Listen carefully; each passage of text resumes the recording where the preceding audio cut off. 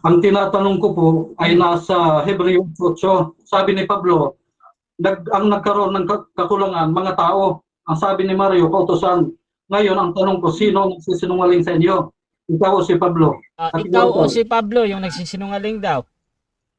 Parehas kami ni Pablo nagsasabi ng totoo. Hebreo 8:7, sapagkat kung ang unang tipan niyaon ay naging walang kakulangan, tipan ang naging karoon ng kakulangan. Hindi na sana inihanap pa ng pangangailangan ng ikalawa kasi nga may kakulangan ang tipan. Deuteronomio 4, ng 10 hanggang 13, basahin mo kapatid. Ayaw mo kasing basahin eh.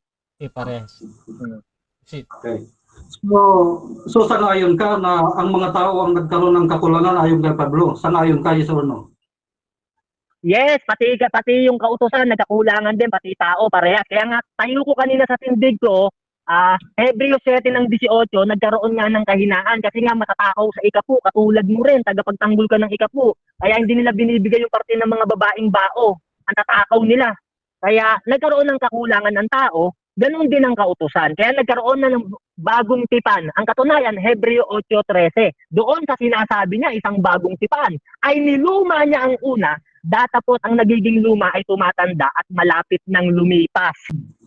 Sa ginamit mong talata, sabi niya, malapit ng lumipas. Kailan lumipas? Yan. Lumipas na nga eh. Huwag mo nang tanong kung kailan lumipas. Kasi bakit? Pag may bago na, lipas na yung luma. Kasi nga may bagong tipan na. Ano yung bagong tipan? Yun yung pinamiministruhan ng mga apostol.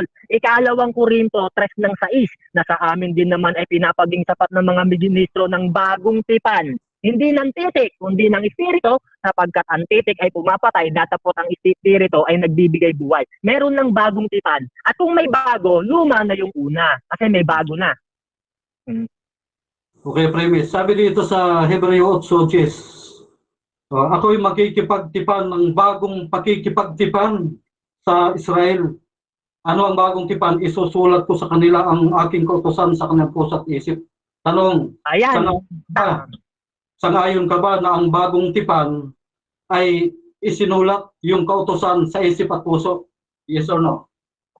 Yes, Hebreo 10:16. Ito ang tipang aking gagawin pagkatapos ng mga araw na yaon. Aking ilalagay ang aking kautusan sa kanilang mga puso at isusulat ko rin naman sa kanilang mga pag-iisip. Ano ba yung tanong mo? Pambata. Alam na alam ko yan eh. Hebreo 10:16 nga. Kaya nga may bago ng tipan. Luma na yung una kasi nga dahil sa Hebreo 10:16.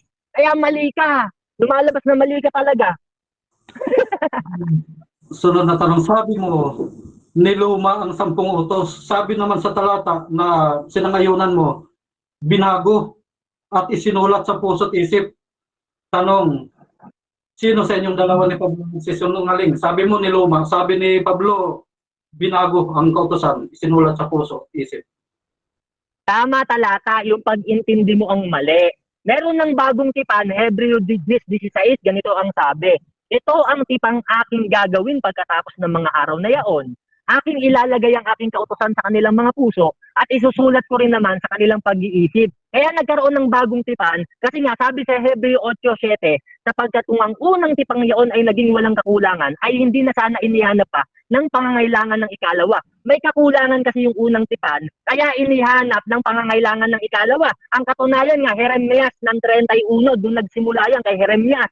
Yung prophecy na yan, baka hindi mo yan naiintindihan. Sunod na tanong, sabi mo, nagkaroon ng kakulangan yung kautusan, kaya naging luma. Ngayon, sa binasa mo kanina sa Hebreo 10:26, sabi mo, yung bagong tipan pala, yun ang 10 utos o kautusan, inilipat lang. Naluma o hindi? Naluma, kapatid. Hindi mo ba nabasa Hebreo 8:13? Niluma nga eh, sabi. Tumatanda at malapit ng lumipas. Nung magkaroon ng bago, ang katunayan nga, lipas na. Bakit? Ito sabi ni Apostol Pablo sa Roma 7:6.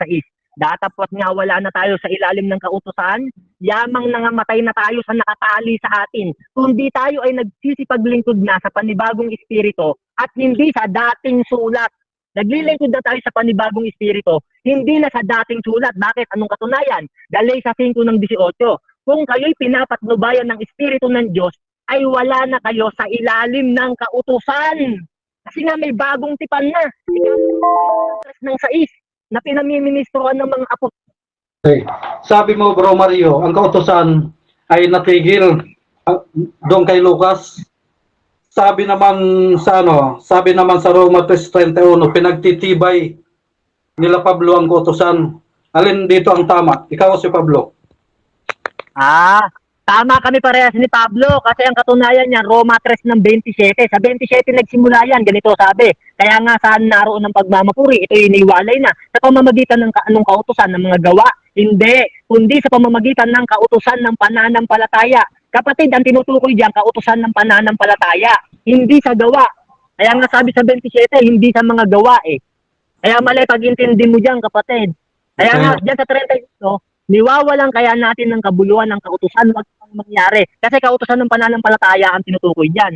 Kasi yung kautusan, wala na talaga, Acts 13:39. Okay, next. Sabi diyan sa Roma 3:31, nang dumating ang pananampalataya, ay lalo pa nga naming pinagtitibay ang kautusan. Sangayon ka dito, hindi? Yan, hindi. Mali ang pagkakabasa mo. Sabi diyan, niwawalan kaya natin ng kabuluhan ang kautusan. Wag nawang mangyari. Dinadagdagan mo si Itas eh. Wala namang ganyang sinabi. Ang katunayan niya, Roma 3 ng 27, kautusan ng pananampalataya yan, yung pinagtitibay, hindi kautusan ni Moises. Kasi sa Acts 13 ng 39, hindi naaariing ganap ang tao sa kautusan ni Moises. Kaya ang pinagtitibay ng mga apostol, kautusan ng pananampalataya, Roma 3 ng 27, hindi nga sa mga gawa, sabi. Kaya mali pag-unawa mo diyan, kapatid. Okay. Sabi mo kanina na nasa ilalim na tayo ng biyaya at huwag nang susunod sa kautusan. Tama o mali? Sabi mo, wala ko sinabing wag susunod sa kautusan. Sabi ko, nasa ilalim na tayo ng biyaya. Time na. Kapatid. Okay, so dyan nagtatapos mga kapatid ang second stage ng ating debate.